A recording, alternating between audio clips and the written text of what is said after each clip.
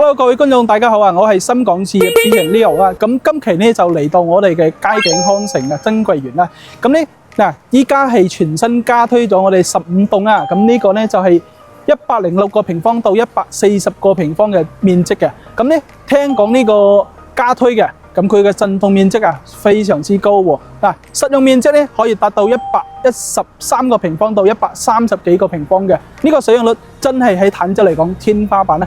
而且佢嘅單價咧，依家嘅話先係16,500到17,500蚊之間啦。咁我哋依家事不宜遲，去到我哋沙盤同埋我哋區域同大家介紹下先。之後咧，依家就嚟到我哋呢個沙盤呢邊啦。咁我哋佳景康城啊，咁總佔地係700畝嘅，咁咧佢總共係分咗我哋5期去開發啦。咁我哋第一、第二、第三期，第三期咧就有少量嘅貨量啦。咁我哋依家全新加推咧就係我哋嘅第4期啦。咁依家加推嘅就係我哋嘅15棟嘅。咁15棟嘅咧我哋依家15棟嘅咧就係我哋邊呢邊咧就有個小學啦。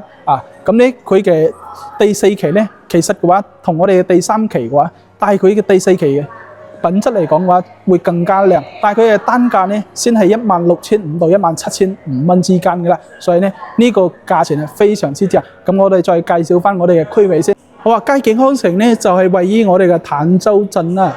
咁咧喺我哋嘅珠海啊，就一橋之隔啦。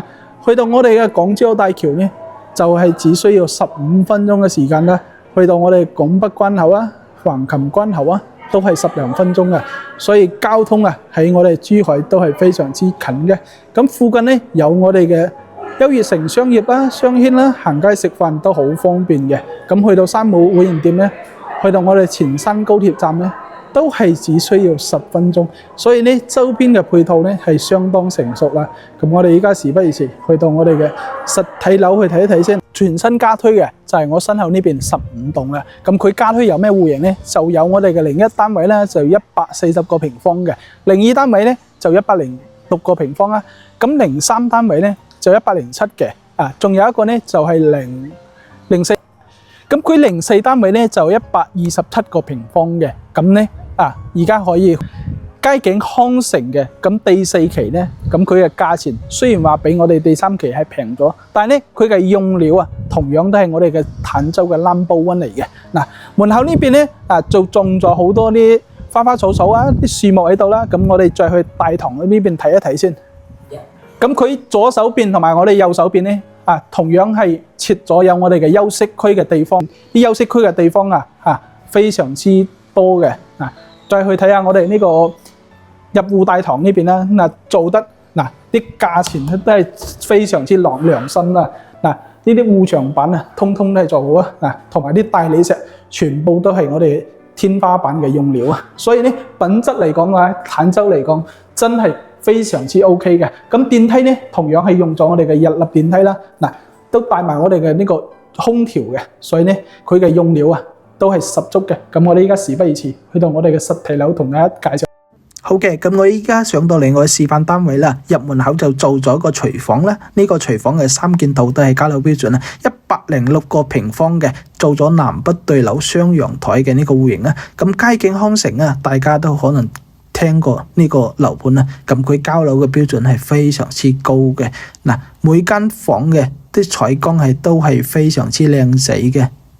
主人房呢邊呢，仲帶咗個平台俾到大家啦，呢個面積係全贈送嘅，所以呢個主人房呢邊呢係有成呢個平台呢係全部贈送俾到大家嘅，有成30幾平方。仲有2個陽台噶啦。咁我哋講完咗我哋佳景康城嘅第4期啦。咁點解呢 Leo 今日要過到嚟呢邊拍呢條第4期嘅呢條片啦？咁因為呢第4期嘅價錢呢會比我哋第3期價錢性價比會更加高啊。咁大約嘅均價咧係16,500到17,500蚊之間。咁佢嘅交樓標準咧，一樣咧係天花板嘅，喺成個坦洲嚟講都係 No.1 噶啦。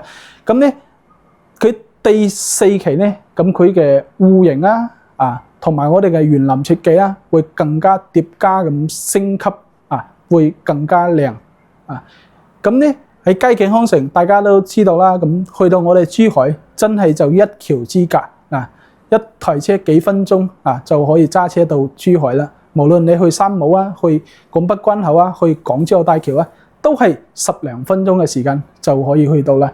咁如果係近排呢，有身邊嘅朋友想話喺中山啊、珠海呢邊揾翻套筍盤嘅，嗱，記得將呢條片分享俾身邊嘅朋友啦。覺得呢條拍片唔錯，咁點翻個 like 啦，點翻個訂閱啦，多謝大家嘅支持啦。咁我哋講到呢邊啦，我哋下期再見啦，拜拜。